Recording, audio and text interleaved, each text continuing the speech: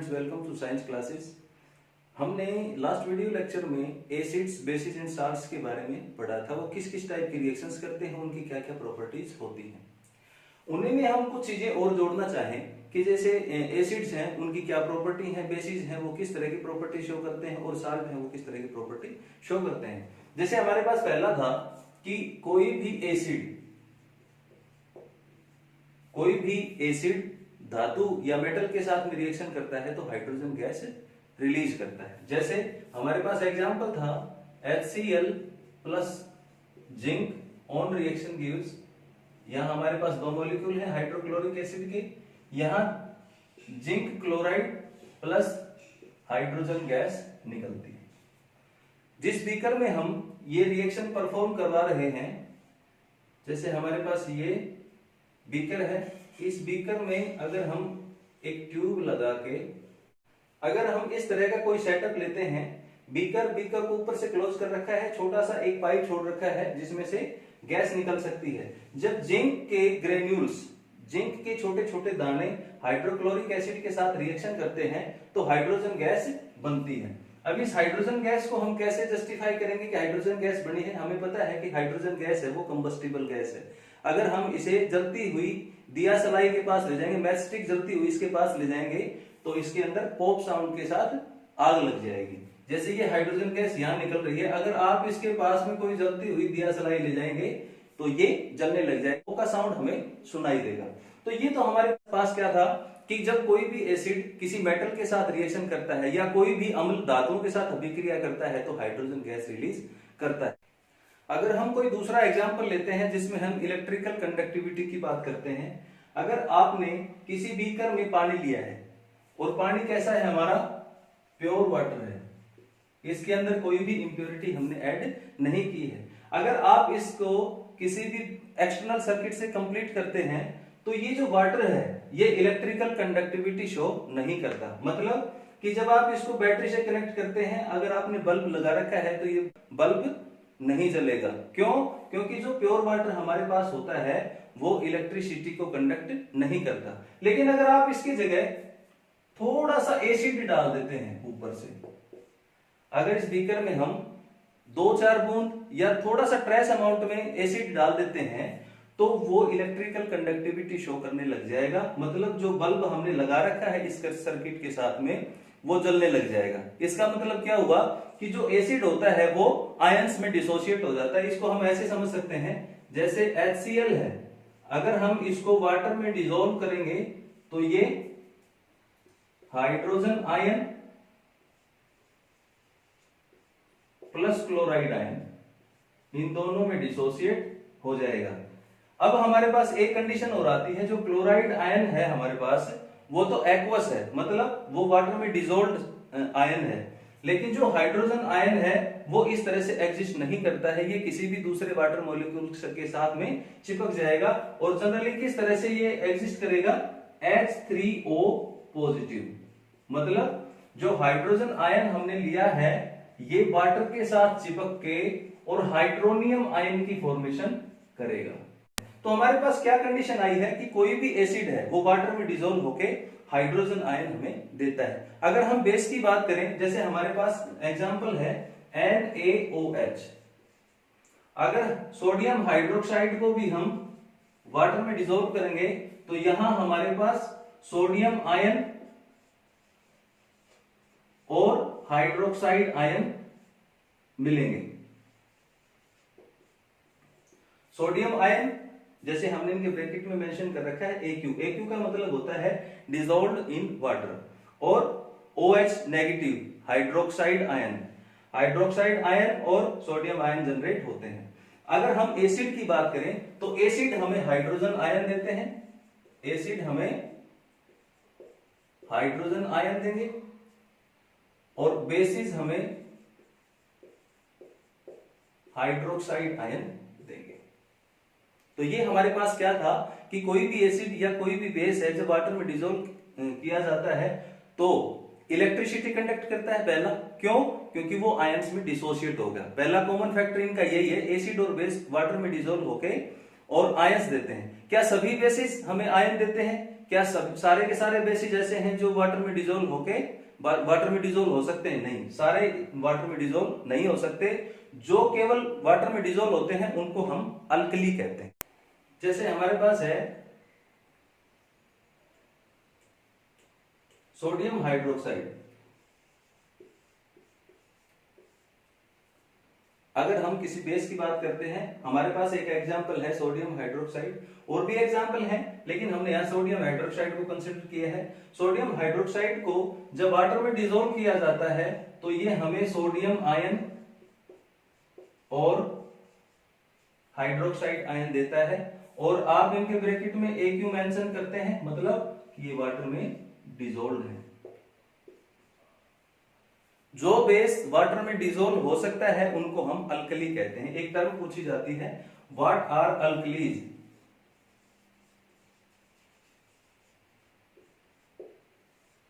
Alkali वो base जो water में डिसॉल्व हो सकता है उन्हें हम अल्कली कहते हैं। अब हमारे पास कॉमन बातें आई हैं। एसिड हमें हाइड्रोजन आयन देता है, बेस हमें हाइड्रोक्साइड आयन देता है।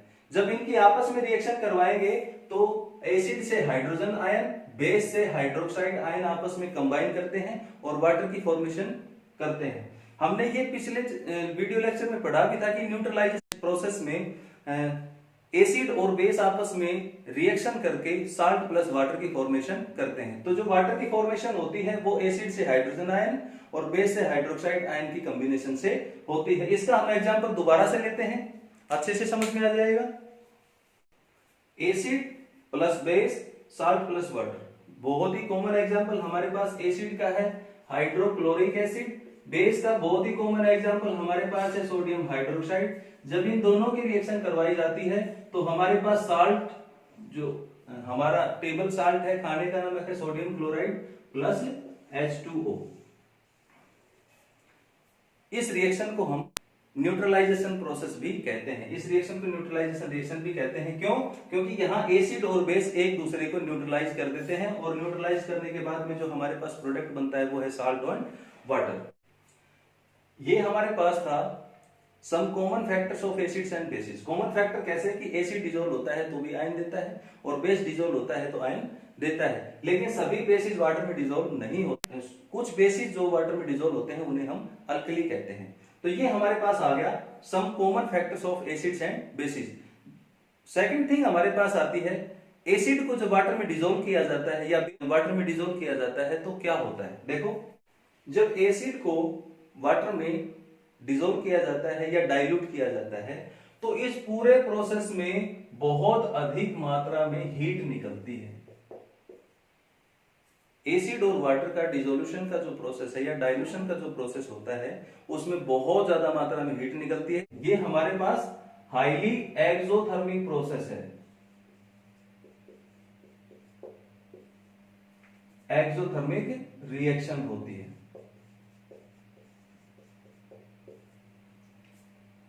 बेस को अगर वाटर में डिसॉल्व किया जाता है, बेस प्लस वाटर,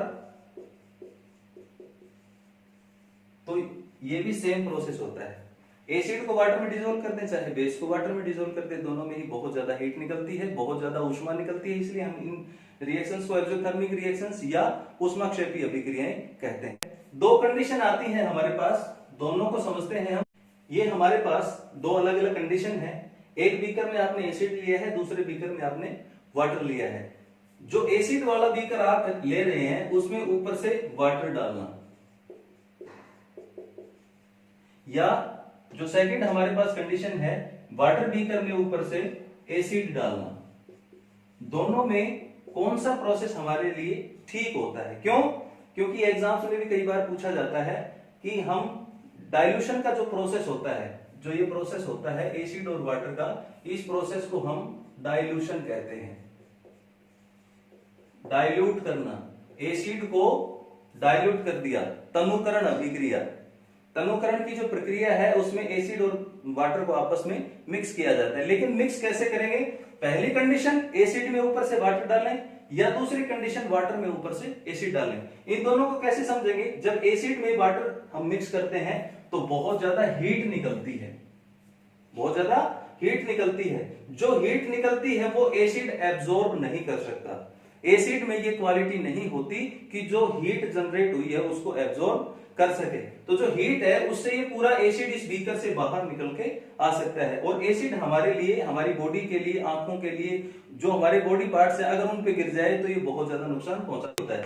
दूसरी कंडीशन हमारे पास है कि वाटर में आपने ऊपर से एसिड डाला, वाटर के अंदर क्वालिटी होती है कि जो हीट जनरेट होगी उसको एब्जॉर्ब कर लेगा पूरा जो वाटर है। लेकिन आपने एक ही लंप में पूरा एसिड नहीं डालना है, ड्रॉप वाइज डालना है कि आप ड्रॉप बाय ड्रॉप डालते रहेंगे और उनको साथ साथ स्टिर करते रहेंगे। स्वर्लिंग जो प्रोसेस होता है क्यों जरूरी होता है, क्योंकि जहां एसिड गिरता है पूरा जब आप उसको डिसॉल्व करना चाहते हैं तो उनको हम स्टिर अप करते हैं। धीरे धीरे जो वाटर कंटेंट है बीकर में, जो वाटर हमने ले रखा है वो गर्म हो जाएगा। आप कभी भी इस तरह का प्रोसेस फॉलो ना करें, आप हमेशा एसिड डालें ऊपर से वाटर में, क्योंकि वाटर हीट को एब्जॉर्ब कर लेता है और एसिड हीट को एब्जॉर्ब नहीं कर सकता है। तो ये हमें ध्यान रखना है। In the dilution process of acids always add acid in water, ऊपर से एसिड डालना है, वाटर नहीं डालना है। ठीक है, तो ये हमारे पास था process of dilution of acids.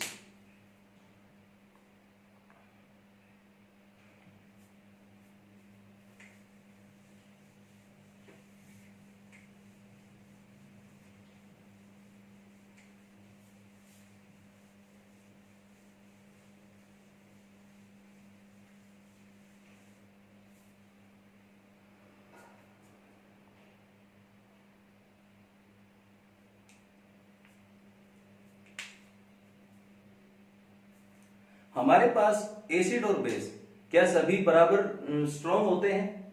जैसे हमारे पास एग्जांपल्स हैं एसिड्स के, अगर हम एसिड्स के एग्जांपल कंसीडर करें तो हमारे पास है HCl, HNO3, H2SO4 और बहुत सारे हैं। अगर हम बेसिस की बात करते हैं तो बेस के हमारे पास बहुत सारे एग्जांपल हैं, जैसे सोडियम हाइड्रोक्साइड है, पोटासियम हाइड्रोक्साइड है, कैल्शियम हाइड्रोक्साइड है। ये बहुत सारे एग्जांपल हमारे पास बेसिस के हैं। तो क्या HCl और HNO3 को हम कंसीडर करें तो क्या दोनों के दोनों बराबर मात्रा में स्ट्रॉन्ग है? क्या दोनों की स्ट्रेंथ है, क्या दोनों का जो प्रभाव है, इंपैक्ट है, वो इक्वल है? नहीं। HCl, HNO3, H2SO4, HClO4 बहुत सारे एसिड हैं जिनकी सभी की अलग अलग स्ट्रेंथ होती है। जैसे कुछ एसिड ऐसे होते हैं जो हमारे स्किन को जला सकते हैं, कुछ ऐसे एसिड होते हैं जिनको हम खा भी सकते हैं। एडिबल एसिड, जैसे हम टमाटर खाते हैं, टमाटर में ऑक्सैलिक एसिड होता है। दूध खाते हैं, दूध पीते हैं या दही खाते हैं, उनके अंदर लैक्टिक एसिड होता है। इमली खाते हैं, उनके अंदर टार्टरिक एसिड होता है। तो कुछ जो एसिड हैं वो एडिबल भी हो सकते हैं। कुछ एसिड हैं जैसे HCl है, अगर इनको आप कंसंट्रेटेड फॉर्म में लेते हैं तो ये हमारे लिए बहुत ज्यादा हजार्डस होता है, बहुत ज्यादा नुकसानदायक हो सकता है। सभी एसिड और सभी बेस बराबर स्ट्रेंथ के नहीं होते, सभी की अलग अलग स्ट्रेंथ होती है। मतलब जो एसिड, हमने एक प्रॉपर्टी पढ़ी थी एसिड की कि एसिड हमें हाइड्रोजन आयन देता है। जो एसिड हाइड्रोजन आयन बहुत ज्यादा मात्रा में देता है तो वो हमारे पास स्ट्रॉन्ग होगा। स्ट्रॉन्ग एसिड कौन सा है? More hydrogen ions. जो एसिड हमें बहुत ज्यादा हाइड्रोजन आयन देता है वो स्ट्रॉन्ग एसिड होगा। जो हमें कम हाइड्रोजन आयन दे रहा है वीक एसिड होगा। इनके बेसिस पे सारेंसन एक साइंटिस्ट थे, उन्होंने एक स्केल डेवलप की थी। जो स्केल उन्होंने डेवलप की थी उसको हम बोलते हैं पीएच स्केल।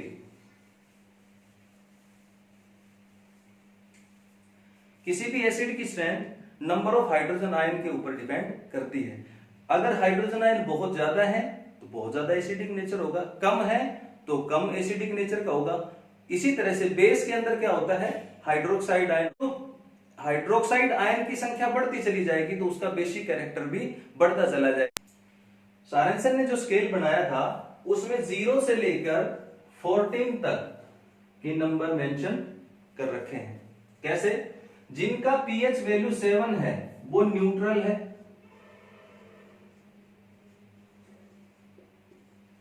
7 से ऊपर जाएंगे सारे बेस हैं, मतलब बेसिक कैरेक्टर है। 7 से नीचे आएंगे सभी का एसिडिक कैरेक्टर है। यहां एक चीज समझने की है, 7 न्यूट्रल है, किसका पाया जाता है ये H2O का। जो हमारे पास वाटर है वो न्यूट्रल होता है। क्यों? क्योंकि इसके अंदर जब आप H2O को तोड़ के देखें तो यहां हाइड्रोजन आयन और हाइड्रोक्साइड आयन दोनों इक्वल अमाउंट में होता है। ये एक दूसरे के इंपैक्ट को, एक दूसरे के प्रभाव को खत्म कर देते हैं। इसलिए जहां pH वैल्यू 7 है, pH किसका 7 आता है? वाटर का, वो न्यूट्रल होता है। क्यों? हाइड्रोजन आयन और हाइड्रोक्साइड आयन एक दूसरे के इंपैक्ट को खत्म कर देते हैं, न्यूट्रलाइज कर देते हैं। 7 से नीचे इधर जैसे हम आते हैं तो इधर हाइड्रोजन आयन बढ़ते जाते हैं।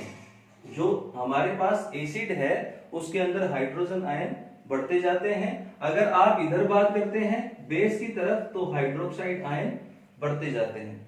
7 से जितना 14 की तरफ चलेंगे, जितना दूर चलेंगे उतना बेसिक कैरेक्टर बढ़ेगा। 7 से जितना इधर जाएंगे उतना एसिडिक कैरेक्टर बढ़ेगा। मैं इसको कैसे समझा सकता हूं आपको? जैसे हमारे पास पीएच वैल्यू है किसी की भी, पीएच वैल्यू हमारे पास है 1, 4, 7, 9। जो पहला है उसका पीएच वैल्यू 1 है, दूसरा है 4 है, तीसरा है 7, फोर्थ है 9। 1, 4, 7, 9। यहां जो 7 है वो न्यूट्रल है। 7 से ऊपर जाते हैं बेसिक, यानी कि जिनकी पीएच वैल्यू 9 आती है वो बेसिक नेचर का है। जिनकी पीएच वैल्यू 7 से नीचे है वो एसिड है। लेकिन हमारे पास दूसरी कंडीशन और आ गई कि 4 और 1 में कौन ज्यादा एसिडिक है। 7 से जो जितना दूर है वो उतना ही ज्यादा एसिडिक है। 7 से दूर कैसे? 7 से नजदीक यहाँ 6 है, यहाँ 5 है, यहाँ 4 है, यहाँ 3 है, यहाँ 2 है, यहाँ 1 है। तो जो 4 हमारे पास आया है वो 7 के नजदीक है, 1 है वो दूर है। तो एसिडिक कैरेक्टर जिसकी पीएच वैल्यू 1 है वो ज्यादा रहता है। 4 जिसकी पीएच वैल्यू है वो कम एसिडिक नेचर का होता है। हमें कैसे पता लगेगा कि किसी भी सब्सटेंस का पीएच वैल्यू क्या है? इसके लिए हमारे पास एक पीएच इंडिकेटर होता है। बहुत सारे इंडिकेटर मिक्स करके और एक स्केल तैयार किया जाता है। उस स्केल पे सभी कलर अलग अलग होते हैं। जैसे ये स्केल हमने तैयार कर लिया, इस स्केल पे बहुत सारे कलर होते हैं और हर कलर अलग पीएच वैल्यू के लिए इंडिकेशन होता है। आपने कोई भी सब्सटेंस लिया, उस सब्सटेंस को डिसॉल्व किया, पीएच पेपर उसमें डिप करेंगे, पीएच पेपर उसमें डिप करेंगे तो उसका कलर चेंज हो जाएगा। जैसे ही आप उस कलर को इस स्केल के साथ मैच करेंगे, जहां उसका कलर मैच करता है वही उसका पीएच वैल्यू आता है। जैसे यहां जो भी कलर है वो एक पीएच वैल्यू के लिए है, यहां 2 है, यहां 3 है, यहां 4, 5 एंड सो ऑन। जैसे हमारे पास जो पीएच वैल्यूज हैं वो अलग अलग हैं। पीएच वैल्यू कलर्स के अकॉर्डिंग होता है। इंडिकेटर वो सब्सटेंस होता है जो किसी भी पीएच वैल्यू के कलर को मेंशन करता है। जो कलर जहां मैच करता है आप उसके अकॉर्डिंग उसकी पीएच वैल्यू को निकाल सकते हैं। आज की इस लेक्चर वीडियो में हमने पीएच स्केल के बारे में पढ़ा है कि पीएच स्केल क्या है,